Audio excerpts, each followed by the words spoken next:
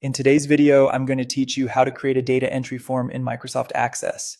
By the end, you'll have a clean, user-friendly form that lets you add and review records without digging through raw tables. Start by opening the Microsoft Access app. Once it's up, look to the navigation pane on the left. Find the table or query that contains the data you want on your form and simply highlight it. You don't need to open it, just make sure it's selected. Using a query here can be helpful if you want a pre-filtered set of records or calculated fields, but a table works just fine too. Now head to the Create tab on the ribbon. In the Forms group, click Form Wizard. The wizard is a quick way to build a well-structured form without designing everything from scratch. In the Form Wizard dialog, you'll see the fields from your selected table or query listed under Available Fields. These are all the columns you could place on your form. The box on the right, Selected Fields, will hold the fields you choose to include. Click any field you want and use the single right arrow to move it into selected fields.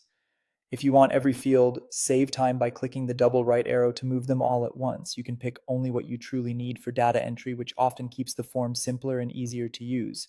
If you need fields from related tables, use the drop-down at the top of the wizard to switch to another related table and bring in those fields too. This works best when relationships are already set up in your database, ensuring the form pulls the right connected information. Click Next, then choose a layout. Columnar shows one record at a time and is ideal for focused data entry. Tabular places multiple records in rows, while Datasheet looks like a spreadsheet. Justified fits fields efficiently across the page.